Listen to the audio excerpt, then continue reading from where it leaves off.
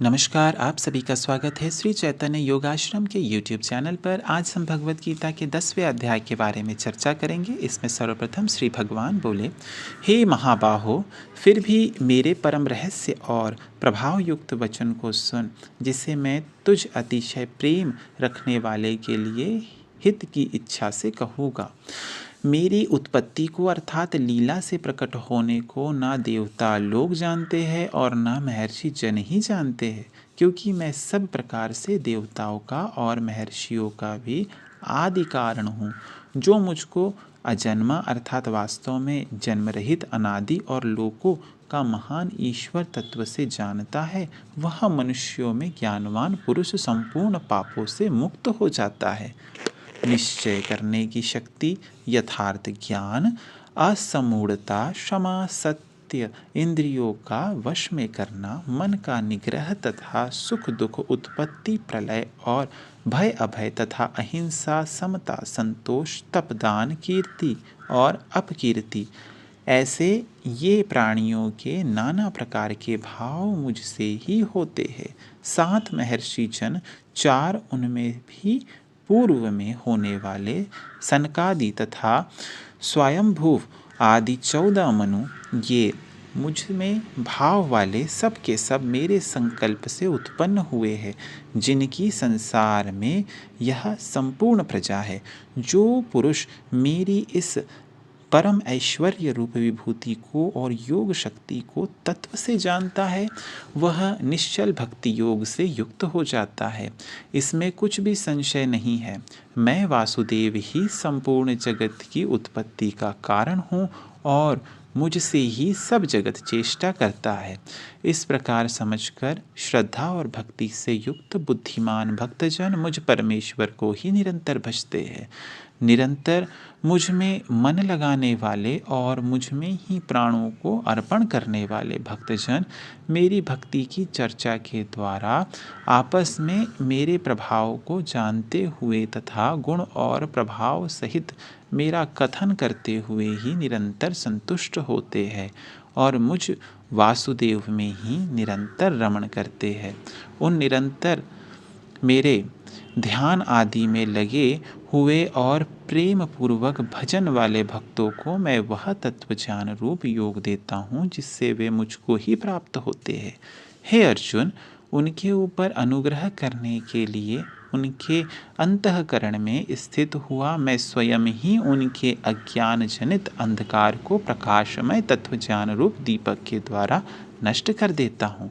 अर्जुन बोले, आप परम ब्रह्म, परम धाम और परम पवित्र है, क्योंकि आपको सब ऋषिगण सनातन दिव्य पुरुष एवं देवों का भी आदिदेव, अजन्मा और सर्वव्यापी कहते हैं। वैसे ही देव ऋषि नारद, असीत और देवल ऋषि तथा महर्षि व्यास भी कहते हैं और स्वयं आप भी मेरे प्रति कहते हैं। हे केशव, जो कुछ भी मेरे प्रति आप कहते हैं इस सब को मैं सत्य मानता हूँ। हे भगवान, आपके लीलामय स्वरूप को ना तो दानव जानते हैं और ना देवता ही। हे भूतों को उत्पन्न करने वाले, हे भूतों के ईश्वर, हे देवों के देव, हे जगत के स्वामी, हे पुरुषोत्तम, आप स्वयं ही अपने से अपने को जानते हैं। इसीलिए आप ही उन अपनी दिव्य विभूतियों को संपूर्णतया से कहने में समर्थ है, जिन विभूतियों के द्वारा आप इन सब लोगों को व्याप्त करके स्थित है। हे योगेश्वर, मैं किस प्रकार निरंतर चिंतन करता हुआ आपको जानूं, और हे भगवान, आप किन किन भावों में मेरे द्वारा चिंतन करने योग्य है। हे जनार्दन, अपनी योग शक्ति को और विभूति को फिर भी विस्तार पूर्वक कहिए, क्योंकि अपने अमृतमय वचनों को सुनते हुए मेरी तृप्ति नहीं होती, अर्थात सुनने की उत्कंठा बनी ही रहती है। श्री भगवान बोले, हे कुरुश्रेष्ठ, अब मैं जो मेरी दिव्य विभूतियाँ हैं उनको तेरे लिए प्रधानता से कहूँगा, क्योंकि मेरे विस्तार का अंत नहीं है। हे अर्जुन, मैं सब भूतों के हृदय में स्थित सबका आत्मा हूँ तथा संपूर्ण भूतों का आदि मध्य और अंत भी मैं ही हूँ। मैं अदिति के 12 पुत्रों में विष्णु और ज्योतियों में किरणों वाला सूर्य हूँ तथा मैं 49 वायु देवताओं का तेज और नक्षत्रों का अधिपति चंद्रमा हूँ। मैं वेदों में सामवेद हूँ, देवों में इंद्र हूँ, इंद्रियों में मन हूँ और भूत प्राणियों की चेतना अर्थात जीवन शक्ति हूँ। मैं 11 रुद्रों में शंकर हूँ और यक्ष तथा राक्षसों में धन का स्वामी कुबेर हूँ। मैं 8 वसुओं में अग्नि हूँ और शिखर वाले पर्वतों में सुमेरु पर्वत हूँ। पुरोहितों में मुखिया बृहस्पति मुझको जान। हे पार्थ, मैं सेनापतियों में स्कंद और जलाशयों में समुद्र हूँ। मैं महर्षियों में भृगु और शब्दों में एक अक्षर अर्थात ओमकार हूँ। सब प्रकार के यज्ञों में जप यज्ञ और स्थिर रहने वालों में हिमालय पहाड़ हूँ। मैं सब वृक्षों में पीपल का वृक्ष, देव ऋषियों में नारद मुनि, गंधर्वों में चित्ररथ और सिद्धों में कपिल मुनि हूँ। घोड़ों में अमृत के साथ उत्पन्न होने वाला उच्च श्रवा नामक घोड़ा, श्रेष्ठ हाथियों में एरावत नामक हाथी और मनुष्यों में राजा मुझको जान। मैं शस्त्रों में वज्र और गौवों में कामधेनु हूँ। शास्त्रोक्त रीति से संतान की उत्पत्ति का हेतु कामदेव हूँ और सर्पों में सर्पराज वासुकी हूँ। मैं नागों में शेषनाग और जलचरों का अधिपति वरुण देवता हूँ और पितरों में अर्यमा नामक पीतर तथा शासन करने वालों में यमराज मैं हूँ। मैं दैत्यों में प्रहलाद और गणना करने वालों का समय हूँ तथा पशुओं में मृगराज सिंह और पक्षियों में मैं गरुड़ हूँ। मैं पवित्र करने वालों में वायु और शस्त्रधारियों में श्री राम हूँ तथा मछलियों में मगर हूँ और नदियों में श्री भागीरथी गंडकी जी हूँ। हे अर्जुन, सृष्टियों का आदि और अंत तक तथा मध्य भी मैं ही हूँ।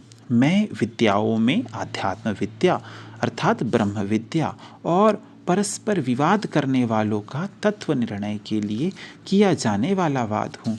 मैं अक्षरों में ओमकार हूँ और समासों में द्वंद्व नामक समास हूँ।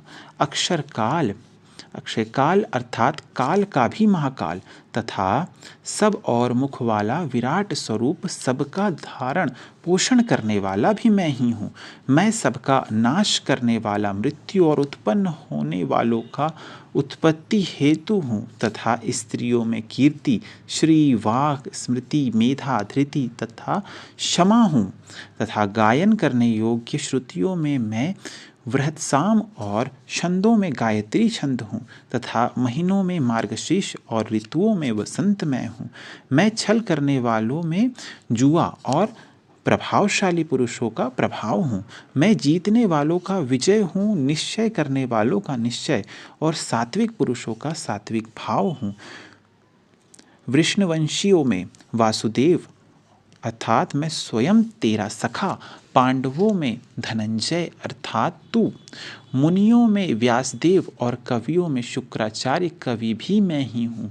मैं दमन करने वालों का दंड अर्थात दमन करने की शक्ति हूँ, जीतने की इच्छा वालों की नीति हूँ, गुप्त रखने योग्य भावों का रक्षक मौन हूँ और ज्ञानवानों का तत्वज्ञान मैं ही हूँ। और हे अर्जुन, जो सब भूतों की उत्पत्ति का कारण है वह भी मैं ही हूँ, क्योंकि ऐसा चर और अचर कोई भी भूत नहीं है जो मुझसे रहित हो। हे परम तप, मेरी दिव्य विभूतियों का अंत नहीं है।